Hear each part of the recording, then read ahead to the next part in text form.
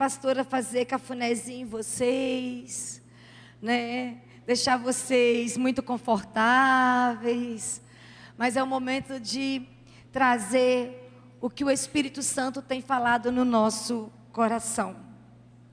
Eu quero que você traga na sua mente uma imagem que é muito comum acontecer conosco.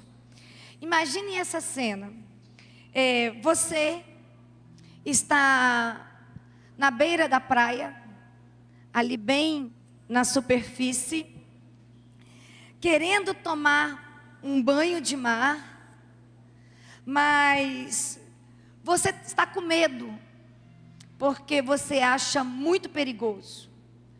Ali naquele lugar onde, as ondas arrebentam, e você fica inseguro, porque você tem medo de se afogar.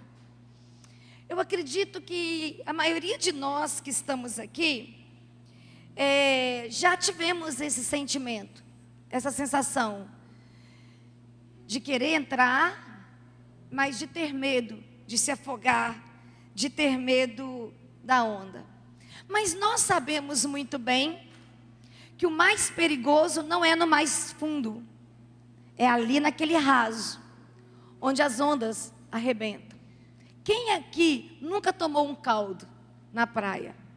Mineiro, então, nem se fala, né? Eu tenho certeza que provavelmente 99% que estão aqui já ficaram que nem bife empanado, né? No momento ou outro, levou uma surpresa de uma onda, porque estava no raso, porque estava exatamente no lugar que a onda arrebenta. Assim é a nossa vida espiritual. Da mesma maneira que acontece na praia, acontece conosco. Quanto mais na superfície nós estivermos, maior vai ser o impacto das tempestades nas nossas vidas. Se você é um homem e uma mulher que caminha na superfície espiritual, você está lidando com impactos de tempestades. E quero relembrar essa declaração: quanto mais na superfície, maior vai ser o impacto. E aí, quando eu olho para a palavra do Senhor, eu entendo que quanto mais na profundidade nós estivermos, maior será a paz, maior será a segurança, maior será a tranquilidade. Não quer dizer que não vai haver tempestades, porque as tempestades acontecem para quem está na superfície ou para quem está na profundidade. Só que o impacto de quem está na superfície é um, e o impacto de quem está na profundidade é outro. Na maioria das vezes, quem está na profundidade acaba divertindo, desfrutando das ondas que passam, no momento. Então eu quero convidar você nessa manhã a olhar para a palavra do Senhor e entender que na superfície nós estamos sempre sendo movidos pela nossa vaidade, pelo nosso orgulho, pela nossa arrogância, pela nossa dureza, pela falta de revelação, pela falta de discernimento. Mas na profundidade, independente das dificuldades e dos desafios, nós vamos ter vida satisfeita, nós vamos desfrutar de descanso, nós vamos desfrutar de paz, nós vamos desfrutar de graça, e o coração de Deus vai estar sendo derramado no nosso coração, trazendo muita satisfação. Então, algo que eu quero que você escreva aí no seu bloco de anotação: a superficialidade nos deforma. Nós fomos criados em dias de oração e jejum. Todos os dias você está sendo convidado para uma devocional.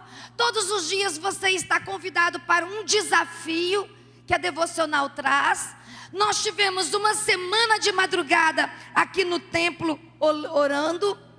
Hoje é uma manhã de consagração, uma manhã de ceia.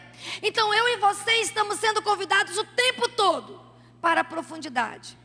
É uma escolha sua ficar na superficialidade.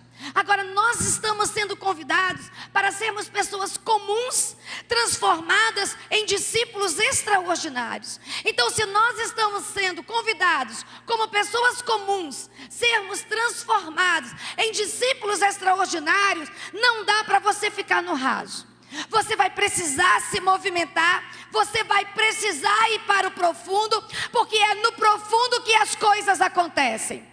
No raso você vai ficar insatisfeito, na superficialidade você vai ficar reclamando, na superficialidade você vai ficar amargurado, na superficialidade você não vai interpretar bem a realidade, na superficialidade você vai tomar decisões erradas e vai ter que lidar com as consequências. Mas no profundo o Espírito Santo vai estar te movendo, vai estar trazendo satisfação no seu coração, vai trazer encorajamento e força, vai fazer entender o tempo de Deus para a sua vida.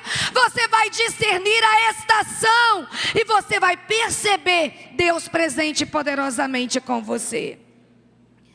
Eu quero convidar você a ir para Gálatas capítulo 6, aliás capítulo 1, versículos 6 e 7, porque o desafio não é para o momento de agora, o desafio é sempre. E o autor de Gálatas vai trazer isso para nós. O texto diz assim: admiro-me de que vocês estejam abandonando tão rapidamente aquele que os chamou pela graça de Cristo, para seguirem outro evangelho, que na realidade não é o evangelho. O que ocorre é que algumas pessoas os estão perturbando, querendo perverter o evangelho de Cristo. O autor de Gálatas está trazendo para nós um assunto muito pertinente. Ele está dizendo o seguinte, que os Gálatas estavam se afastando da mensagem simples da graça de Deus. Ele vem dizer para nós que aquela mensagem simples encontrada em Cristo Jesus, ministrada àquele povo através da graça do Senhor pelo apóstolo Paulo, ele vem trazendo a necessidade de pontuar que algumas coisas um pouco estranhas estavam acontecendo. E o que de estranho estava acontecendo? Algumas pessoas estavam se infiltrando no meio do povo, com uma mensagem diferente, com uma visão diferente, e isso estava trazendo perturbação. E aí ele vem pontuando algumas verdades que precisam fazer sentido para nós nessa manhã. Ele vai dizer: a mensagem do evangelho foi pregada. Vocês conhecem o princípio da graça, vocês conhecem Cristo Jesus, vocês foram transformados pela mensagem de poder, vocês foram transformados por essa mensagem poderosa que nos transforma e nos coloca em movimento.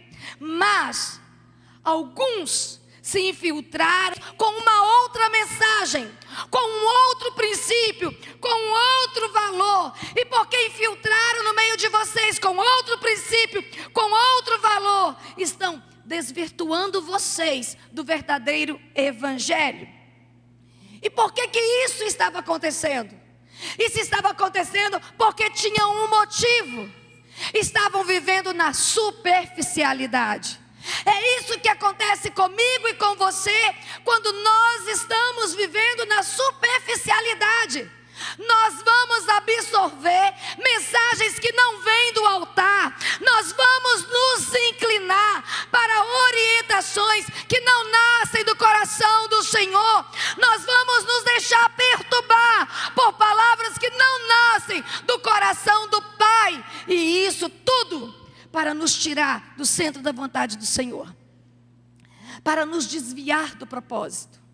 Só que eu sempre vou dizer para vocês que Paulo é uma inspiração, porque Paulo, ele era apóstolo, o empreendedor, aquele que sabia ir na frente, aquele que sabia se abrir para o novo, aquele que não tinha medo das afrontas e das perseguições, aquele que tinha a palavra da verdade habilitada nos seus lábios, mas era pastor. Ele lidava com a verdade, e ele não tinha medo de fazer o que era necessário fazer, para poder obter o resultado que ele precisava trazer. Então o que eu quero dizer para vocês? De que servem mudanças superficiais?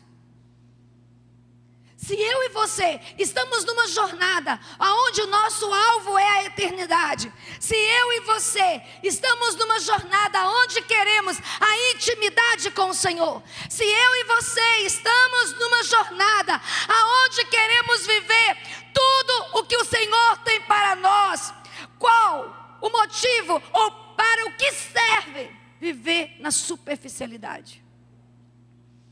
Viver na superficialidade serve para você ser pesado na vida de alguns. Viver na superficialidade serve para você escandalizar o nome de Cristo. Viver na superficialidade serve para você não ser profeta, para você não ser autoridade. E nós estamos em um ritmo diferente, nós estamos numa caminhada diferente. Eu e você não vamos ser superficiais e nem negligentes nesse tempo, mas eu e você já tomamos uma decisão. Nós vamos mergulhar no profundo em Deus, vamos deixar Deus fazer em nós o que Ele quer fazer, transformar em nós o que Ele tem que transformar, mas vamos experimentar o que Ele tem para nós. E mergulhar no profundo, às vezes, traz alguns desconfortos, porque o profundo não promove mudança de fora para dentro, mas o profundo promove mudança de dentro para fora. O profundo vai promover algo sendo gerado dentro de mim, se expandindo através de mim, e todos que estão à volta verificando que verdadeiramente encontramos com Cristo, que verdadeiramente Ele nos tocou, que nós realmente conhecemos a sua voz, que nós conhecemos o seu projeto, e que nós não aceitamos ser crente de banco de igreja. Nós somos discípulos extraordinários, pessoas comuns carregando presença, pessoas comuns carregando autoridade, pessoas comuns carregando revelações e visões, pessoas comuns com uma vida poderosamente marcada pelo Senhor. E aí eu olho para a palavra do Senhor, eu encontro Paulo fazendo uma declaração que ela me empolga. Se você vai para Gálatas capítulo 4, versículo 19: meus filhos, novamente estou sofrendo dores de parto por sua causa, até que Cristo seja formado em vocês. Qual é o nosso objetivo? Não dá para ser transformado sem sentir dores. Não dá para ser transformados sem carregar algumas cicatrizes. O melhor de tudo é que em alguns momentos eu vou parar e vou olhar para minhas cicatrizes e vou poder afirmar: eu sei o que o Senhor fez. Só eu sei o que o Senhor fez. Os outros podem ter uma imaginação do que o Senhor fez, mas eu experimentei. Eu sei o quão profundo Ele tocou, eu sei o quão profundo Ele rasgou, eu sei o que Ele tirou para fora, eu sei o quanto Ele me libertou, e eu sei o quanto Ele mudou a minha visão nele. Porque nós já falamos inúmeras vezes aqui que crescer dói. Crescer gera desconforto. Além do desconforto que o crescimento gera, todo crescimento vai nos apontar o lugar de responsabilidade. E se eu e você estamos crescendo, eu e você precisamos aprender a assumir responsabilidades. E o que eu mais amo é que o meu Deus, que o seu Deus, que o nosso Deus, Ele é Pai responsável. Ele não é um Pai passivo. Ele não é um Pai indiferente. Ele não é um Pai ignorante. Ele é um Pai presente. Ele é um Pai responsável. E eu quero dizer para você, talvez você não vai ficar tão satisfeito nessa manhã com o que eu vou dizer, mas Ele não vai tirar a sua responsabilidade de precisar crescer e se responsabilizar diante daquilo que Ele está fazendo na sua vida. Se você quer ir para o profundo, você vai precisar entender que, há um alvo. E qual é o alvo? Cristo formado em você. Há um alvo. Cristo formado em mim. E Paulo vai dizer que formar Cristo no outro gera dores de parto.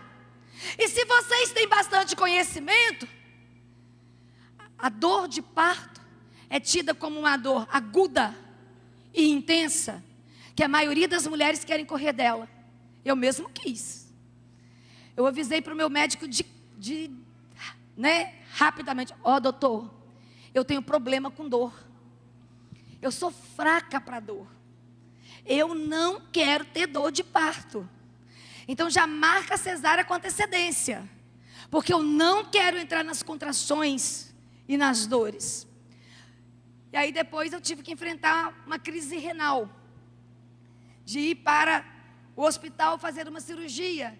E aí o médico disse: é quase igual de parto, é quase igual. Então, às vezes a gente foge, dá umas esquivadas de alguns conflitos, mas se esbarra nos outros. Às vezes a gente quer fugir de alguns enfrentamentos, mas todas as vezes que você fugir de um enfrentamento, outro vai ser colocado na sua frente, porque Cristo precisa ser formado em você. E Cristo vai ser formado em você com impacto. Cristo vai ser formado em você com dores. Cristo vai ser formado em você com confrontos. Cristo vai ser formado em você com necessidades de mudanças visíveis. Porque Paulo estava olhando para aquela igreja e estava dizendo: não estou vendo Cristo formado em vocês. Tanto não estou vendo, que eu estou sentindo dor de parto para Ele ser forjado em vocês. E nessa manhã, o texto base nosso é Ezequiel, capítulo 40, versículo 1 e versículo 2. No 25º do ano do exílio, no início do ano, no 10º dia do mês, no 14º ano, depois da queda da cidade, naquele exato dia, a mão do Senhor esteve sobre mim, e Ele me levou para lá, em visões de Deus. Ele me levou a Israel e me pôs num monte muito alto, em cujo lado sul estavam alguns prédios que tinham aparência de uma cidade. Quando a gente olha para a história, não vou me manter na parte histórica por causa do nosso tempo, só trazendo um entendimento para vocês. Parte do povo hebreu, e uma das tribos, vamos dizer assim, mais preciosas, que era a tribo de Judá, tinha se tornado vassalos. E foi a primeira tribo, o primeiro grupo de pessoas a ser levado para o exílio na Babilônia pelos príncipes caldeus. Quando a gente olha para a palavra do Senhor, a palavra do Senhor, ela vem pontuando datas, horários, ela vem trazendo um memorial muito significativo para nós. E ela vem anunciando que Judá, uma tribo, vamos dizer assim, especial, uma tribo marcante, uma tribo que, por surpresa de todos, ela estava sendo a primeira a ser conduzida para o exílio. E eles estavam se tornando vassalos. E isso tinha um motivo. E o motivo disso está acontecendo, o profeta Ezequiel, ele faz questão de trazer para nós que a glória de Deus tinha sido ameaçada. A presença de Deus tinha sido negociada. Quando a gente olha para a palavra do Senhor, tudo isso estava acontecendo com a autorização de Deus para a capturação e a destruição de Jerusalém e o templo, por causa de algo que estava acontecendo dentro do coração do povo. Havia uma permissividade de Deus. A glória do Senhor estava sendo tirada, porque havia pecado em Israel. Havia aliança que Deus não estava aprovando dentro do povo de Israel. E o pecado de Israel provocou o coração do Senhor ao ponto do Senhor permitir, olha que interessante, que o profundo pecado de Israel fosse tratado. E Israel tivesse que lidar com as ações dolorosas, apesar de ser povo amado, apesar de ser povo escolhido. Então eu quero dizer para você que você é escolhido, você é amado, Deus tem propósito na sua vida, Deus te chamou pelo nome, mas se houver alianças que Deus não está aprovando na sua vida, você vai precisar lidar com o tratamento doloroso de Deus. E é algo que eu e você não queremos. Eu e você queremos as promessas, eu e você queremos as bênçãos, eu e você queremos as honras, eu e você queremos os céus abertos, eu e você queremos a promoção de unção, mas nós não o tratamento doloroso de Deus nas nossas vidas. Só que Israel pecou contra o Senhor. A consequência foi o povo capturado, Jerusalém tomada. E não só tomada, mas Jerusalém destruída. E aí, olhando para esse texto, nós vamos ver o profeta Ezequiel sendo testemunha viva no meio dos exilados e lidando com a melancolia da separação de Israel e o Senhor. Porque quando eu e você, por decisões erradas, nos separamos do propósito de Deus, nos distanciamos da promessa de Deus, uma melancolia vai entrar no nosso coração, uma lamentação vai entrar no nosso coração. Nós vamos começar a buscar pessoas para nos ajudar a lamber nossas feridas. E o profeta Ezequiel estava sendo o profeta do momento, o profeta da geração, para testemunhar a melancolia entre Israel e a sua separação de Deus. Baseado, eu quero compartilhar com vocês algumas verdades. Qual é a primeira verdade que eu quero compartilhar com você? No capítulo 40, versículo 1a, no 25º ano do exílio, no início do ano, no 10º dia do mês, no 14º ano, depois da queda da cidade. Eventos, horários, ou melhor, eventos, tempos, sendo apresentado para Israel, que a desconexão de Deus também é memorial. Se que a decisão no altar, que uma promessa liberada, que uma palavra profética ministrada na minha alma e na sua alma, que vai nos impulsionar a carregar a glória de Deus, que vai nos dar autoridade para conquistar territórios, que vai nos dar autoridade para viver o céu na terra, para atrair a realidade do céu para onde nós estamos, da presença poderosa do Senhor no nosso meio. as nossas alianças erradas, as nossas decisões ruins, também tem o seu memorial, tem o seu registro, tem as suas datas, tem as suas referências. E aí eu quero dizer para você nessa manhã, que toda teologia formada numa ferida não curada se torna uma heresia. E isso precisa ser muito forte para mim, porque todo o ensino em nome de Deus, baseado em uma ferida não curada, pode se tornar uma grande maldição na nossa caminhada.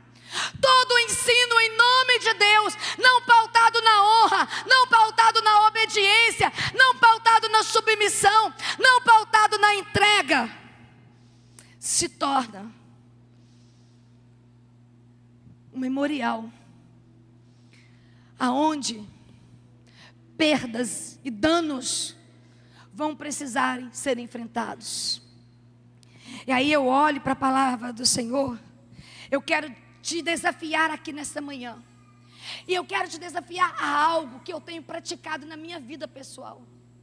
Eu quero te desafiar a algo que eu tenho buscado força e direção no Senhor.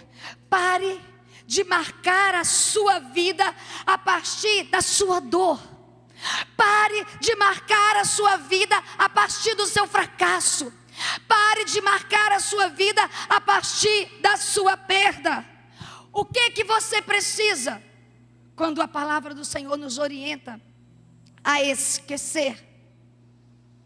Quando eu olho para a palavra do Senhor e sou orientada a esquecer, eu aprendo que lembrar não tem a ver apenas com armazenar, mas também com o esquecer.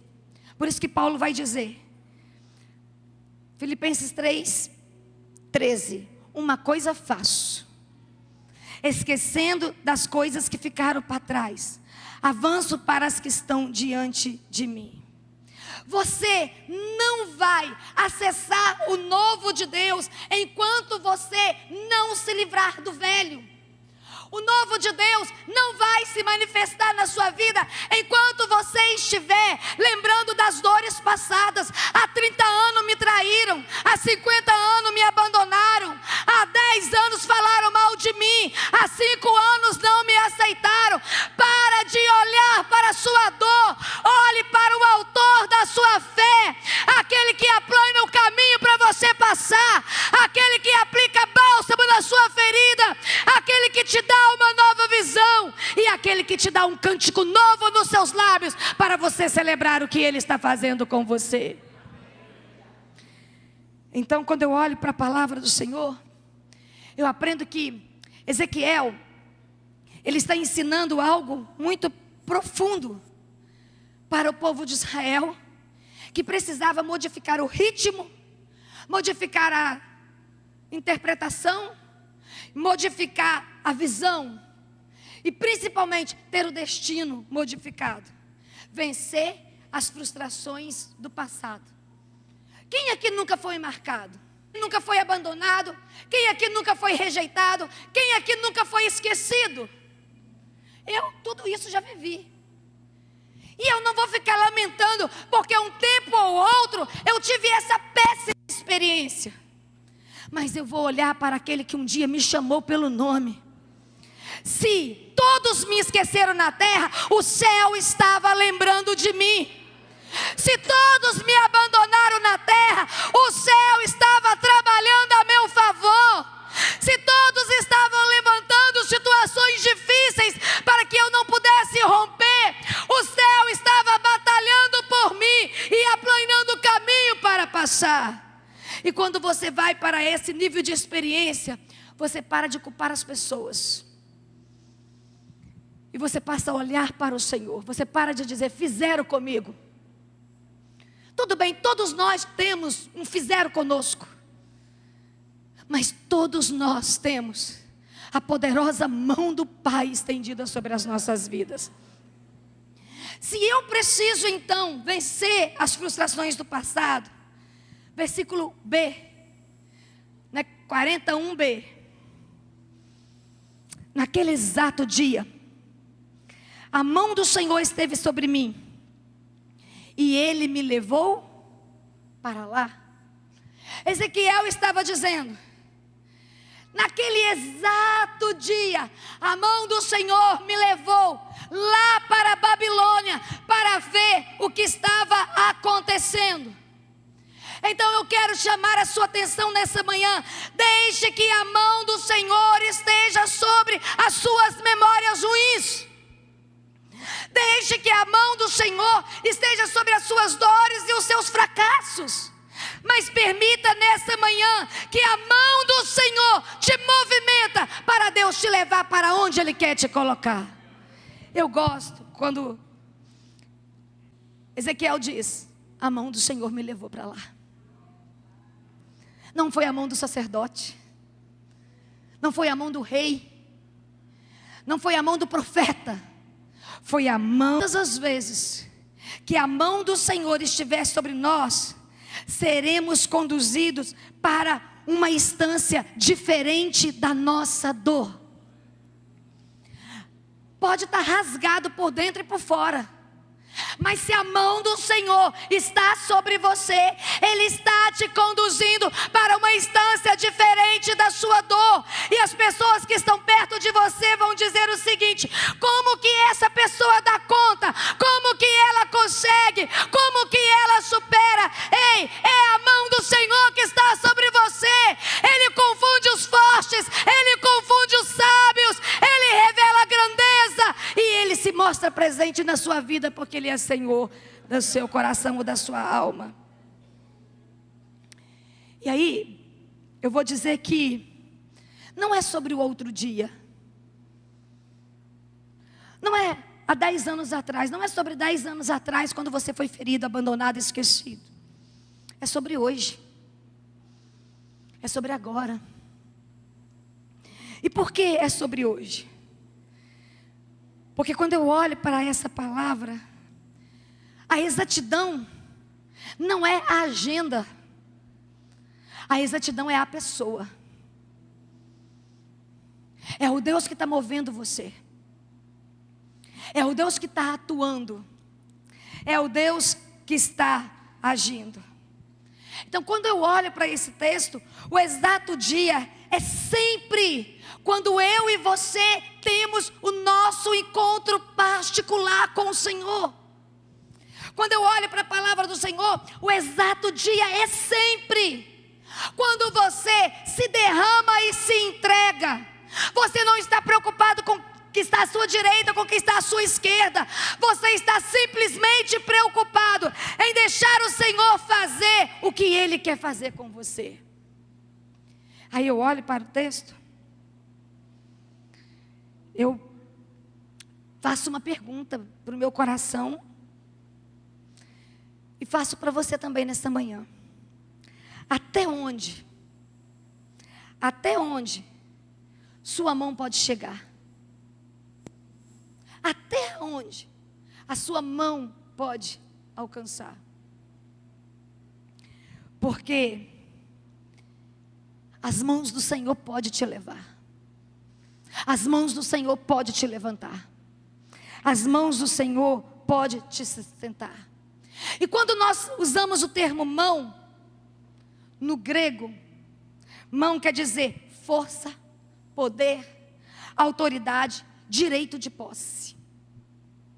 Então eu estou dizendo para vocês que a força, que o poder, que a autoridade do Altíssimo vai sempre estar estendido sobre a minha vida, sobre a sua vida, a mão do Senhor nos dando todos esses princípios, todos esses privilégios, e há um direito de posse do Senhor sobre a sua vida e sobre a minha vida, porque a mão dele está sobre você, ele tem te alcançado e ele tem te sustentado. E ai daquele que colocar as mãos sobre você. Não estou intimidando não, estou dizendo que é o que o Senhor faz. Então deixa o Senhor te levar, deixa o Senhor te conduzir.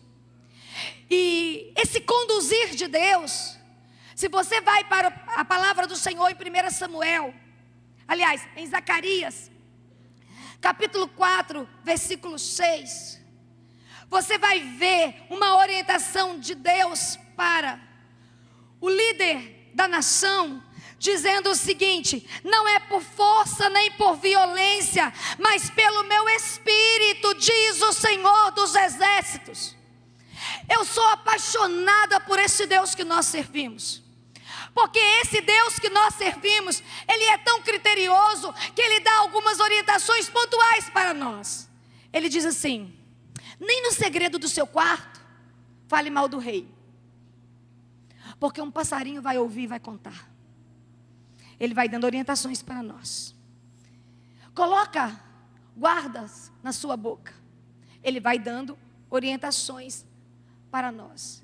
E a palavra do Senhor está dizendo: não é um poder de homem, não é um poder político ou bélico, seja qual for o poder natural humano da terra, mas é a força do Senhor, é o poder do Espírito Santo que nos conduz. E eu fico apaixonada pelo Senhor, que o Senhor vai criando desenhos diante de nós, aquilo que está não satisfazendo o seu coração, e que nós estamos segurando, e que nós estamos insistindo.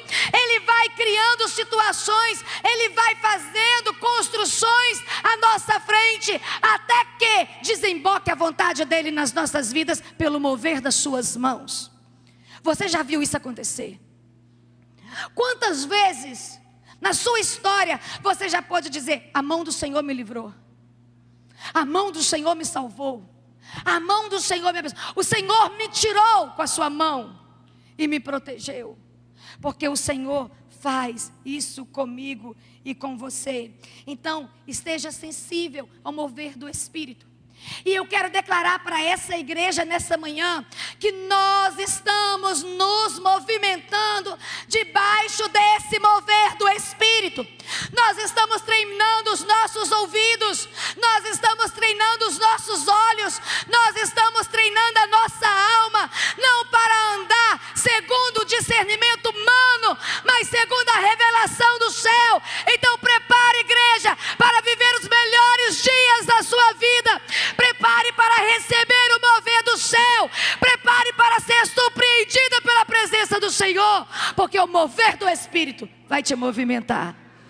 A mão do Senhor vai te movimentar. Mas nós precisamos mais. Nós precisamos, como diz capítulo 40, versículo 2, receber uma visão elevada dos céus. Em visões de Deus, Ele me levou a Israel e me pôs num monte muito alto, em cujo lado sul estavam alguns prédios que tinham a aparência de uma cidade. Eu fico impressionada com a dinâmica de Deus nesse texto. Eu fico imaginando Ezequiel tranquilo, não sei aonde que ele estava, se ele estava debaixo de uma árvore, se ele estava no seu quarto, se ele estava na sala, se ele estava na mesa da cozinha da sua casa. Eu só sei que ele está relatando que a mão do Senhor o tomou e o levou para Babilônia. E lá na Babilônia ele foi enxergar a melancolia, ele foi enxergar a miséria, ele foi enxergar a desmotivação do povo de Israel. Mas logo depois ele vai dizer: essa mesma mão que o tira de onde ele está e o leva para a Babilônia, para enxergar a melancolia do povo, a tristeza do povo, a murmuração do povo, a chateação do povo, o desânimo do povo, é a mesma mão que o pega e o leva para Israel, e o leva para Jerusalém. E ele diz o seguinte: ele me levou para Israel e me pôs num monte muito alto, em cujo lado sul estavam alguns prédios que tinham a aparência de uma cidade. Uma largata não vai ter a mesma visão de uma águia. Isso precisa eclodir no seu coração. Uma largata não vai ter a mesma visão de uma águia. O que você está querendo dizer com isso, pastora? A altitude da nossa visão mudará a nossa perspectiva sobre a imagem que temos. É muito bom. Sai aqui na calçada e olha para Muriaé. Você tem uma visão. Sobe lá no Cristo e olha para Muriaé, você tem outra visão.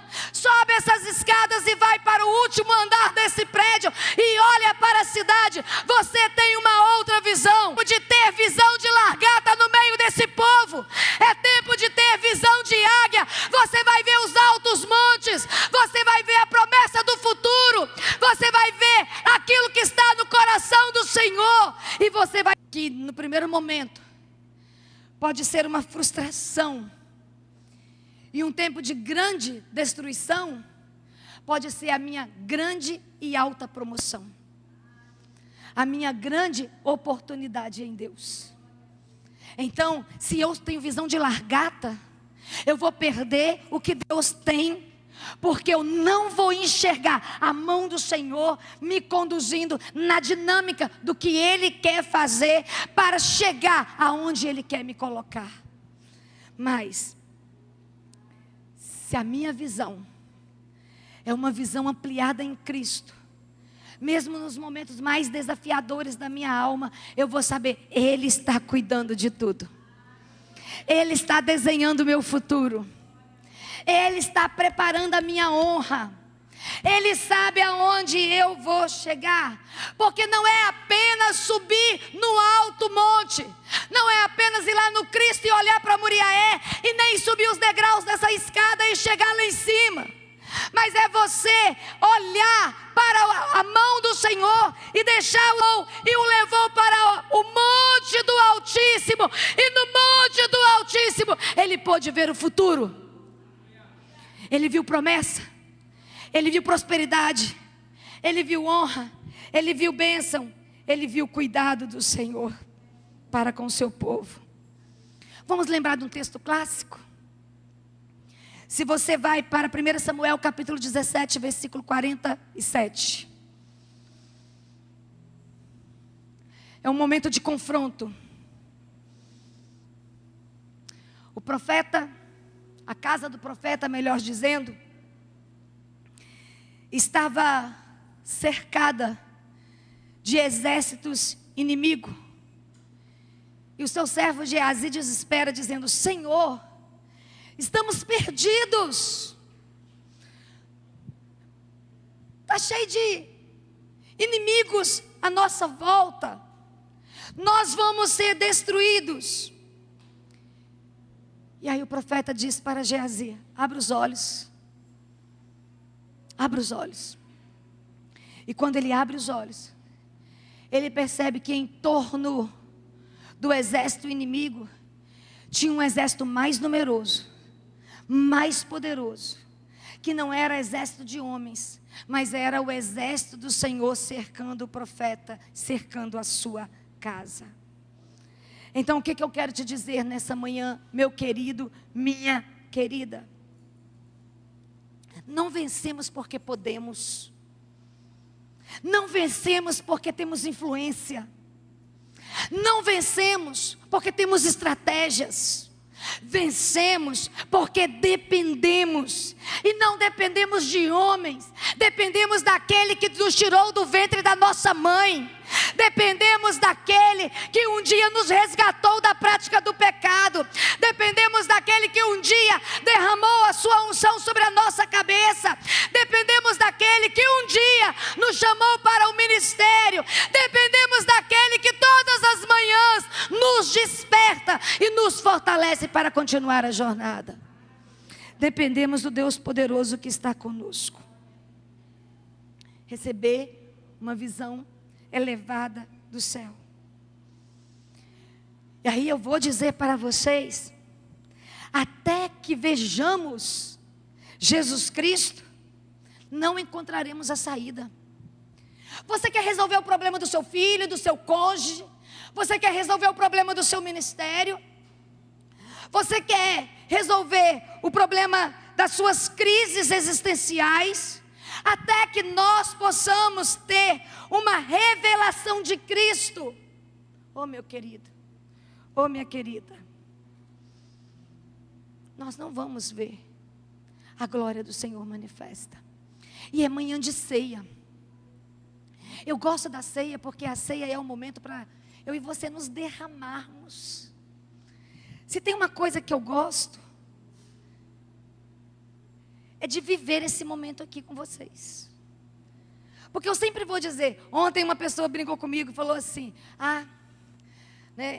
vou te dar um chazinho para você ficar calminha, para amanhã você não bater em nós. Porque todas as vezes, todas as manhãs de ceia, vocês sabem que eu não vou massagear o ego de vocês. Não é meu papel. O meu papel na manhã de ceia é provocar vocês a um encontro. O meu papel na manhã de ceia é chacoalhar vocês. O meu papel na manhã de ceia é dizer, tem algo maior preparado para vocês. Na manhã de ceia, eu estou desafiando vocês a subir mais um degrau. Eu estou desafiando vocês a ir mais profundo na sua experiência. Eu estou desafiando vocês a uma resposta mais pessoal a esse Deus que está trabalhando no nosso meio. E o que Ele está fazendo é extraordinário aqui nesse lugar. Só que o profeta faz algo que eu acho lindo demais. Eu queria ter hoje pelo menos 2 horas para falar com vocês. Sabe, eu não sei se vocês estão com vontade de ouvir, mas que eu estou com vontade de pregar, vocês não têm noção. Eu estou com muita vontade de pregar.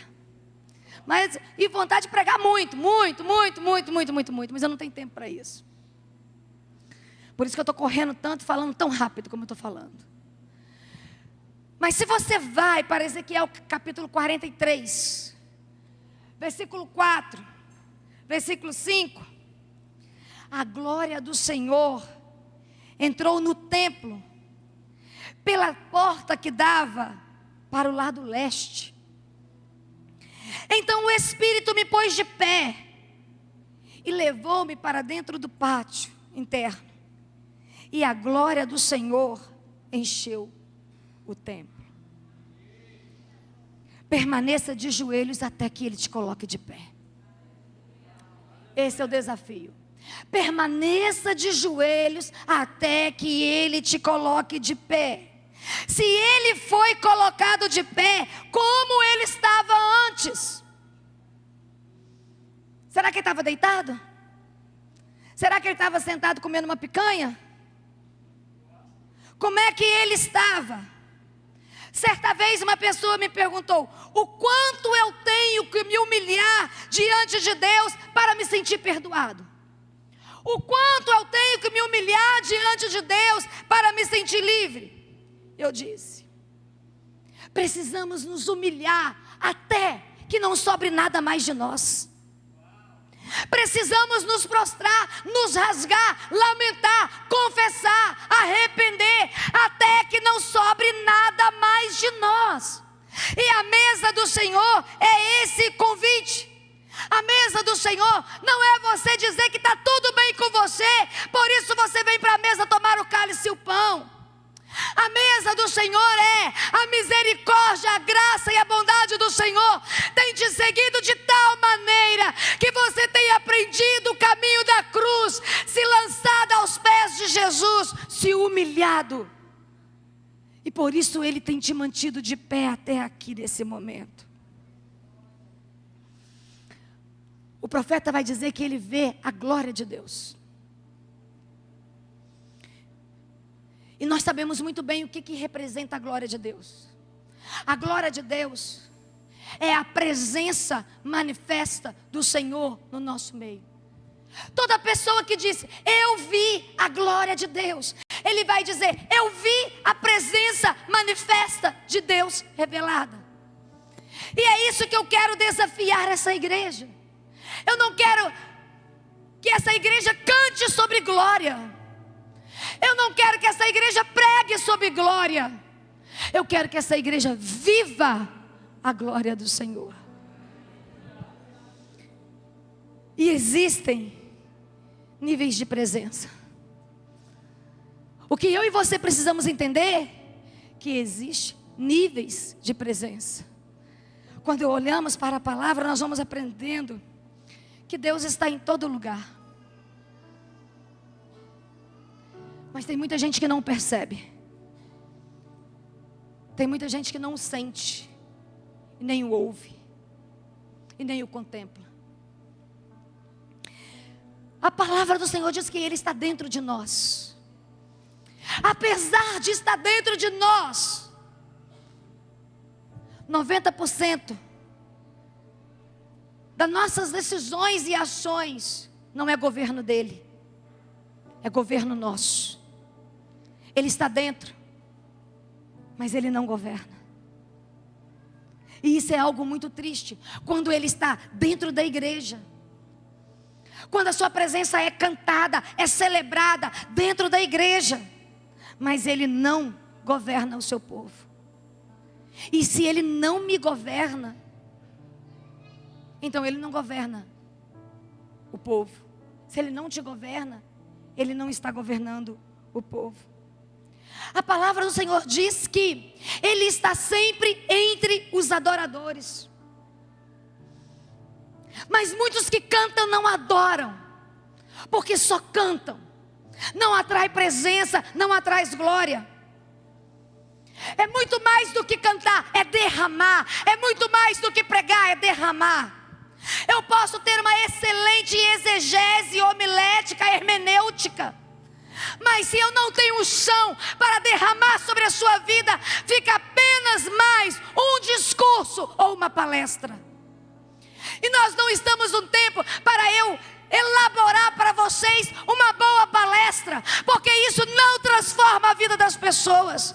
O que transforma a vida das pessoas é quando o Espírito Santo te arrebata, te convence da verdade, te atrai para a sua presença, e você não tem constrangimento nenhum de se humilhar diante de quem Ele é.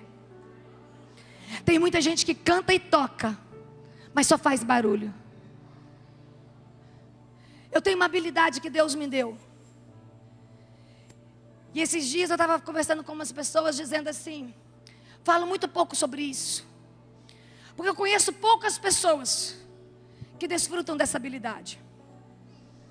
Eu tenho uma habilidade que o Espírito Santo me deu de ouvir o som.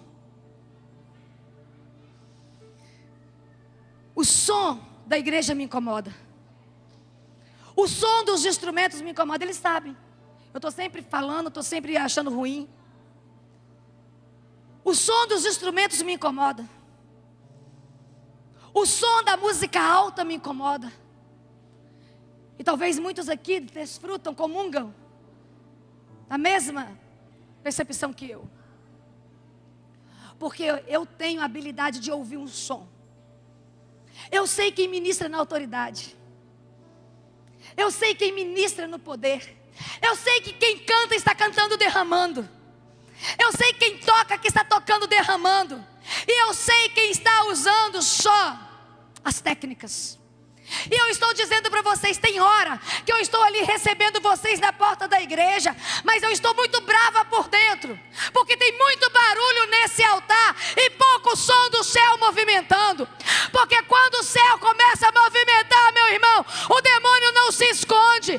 Quando o céu começa a se movimentar, a cura no nosso meio. Quando o som começa a se movimentar, arrependimento no nosso meio. Mas quando há só técnica, quando há só som, quando há só barulho, todo mundo sai do mesmo jeito. E eu tenho falado, eu tenho habilidade. Deus me deu esse dom, a habilidade de discernir sons. E eu vou dizer para vocês, tem uns instrumentistas que não derrama nada. Tem uns cantores que não derrama nada. Tem uns pregadores que não derramam nada. E nós estamos saindo desse nível. Nós estamos entrando para um nível aonde nós queremos o som do céu estrondando nesse lugar, porque vocês vão ver a nuvem de glória aqui. Nós não vamos ter dificuldade de nos quebrantar. Nós não vamos ter dificuldade de nos humilhar, porque nós não vamos rasgar só nossas vestes. nós vamos rasgar a nossa alma. A nossa alma vai ser rasgada diante do Senhor. E aí tem um convite para nós. Eu já estourei meu tempo, né? Tem um convite para nós. O convite é o que o próprio Ezequiel vai, em um momento muito pontual também do seu ministério, relatar uma visão que ele tem. E qual é a visão que ele tem? Tem um rio de águas que ele é medido. E da forma que ele vai sendo medido, ele vai aprofundando. E cada vez que mede, ele está mais profundo. E cada vez que mede, ele está mais profundo. Então o que eu quero dizer para vocês? Nós tivemos esses dias uma mudança de estação. Isso ficou visível para mim numa revelação que Deus me deu. Nós tivemos uma mudança de estação e vocês vão verificar essa mudança acontecendo no nosso meio. E o melhor de tudo é que nós estamos caminhando debaixo de revelação, nós estamos caminhando debaixo de visão, nós estamos caminhando debaixo da boca do Senhor se abrindo no nosso meio, apontando direção e caminhos para nós.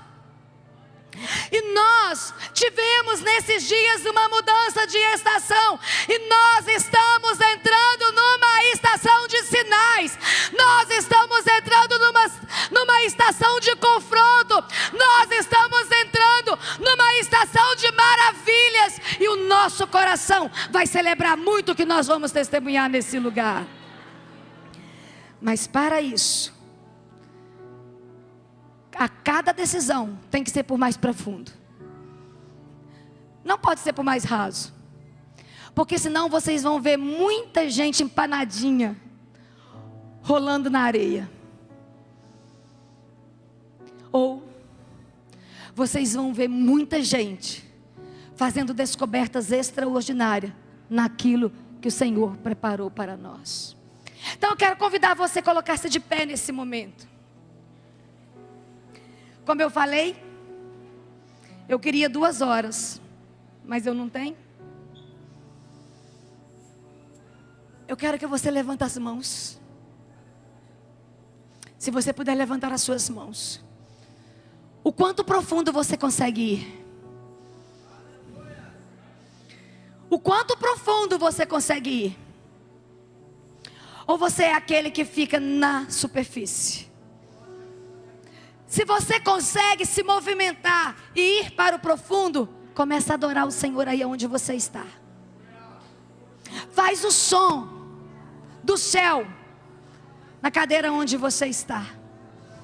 Qual é o som do céu que você pode emitir? A palavra do Senhor diz que Ezequiel foi tomado pela mão do Senhor, levado para a Babilônia, levado para Jerusalém, mas ele conseguia ter visões, ele conseguia ouvir o som, ele conseguia declarar o que ele estava contemplando da mão do Altíssimo, que estava no controle da sua vida.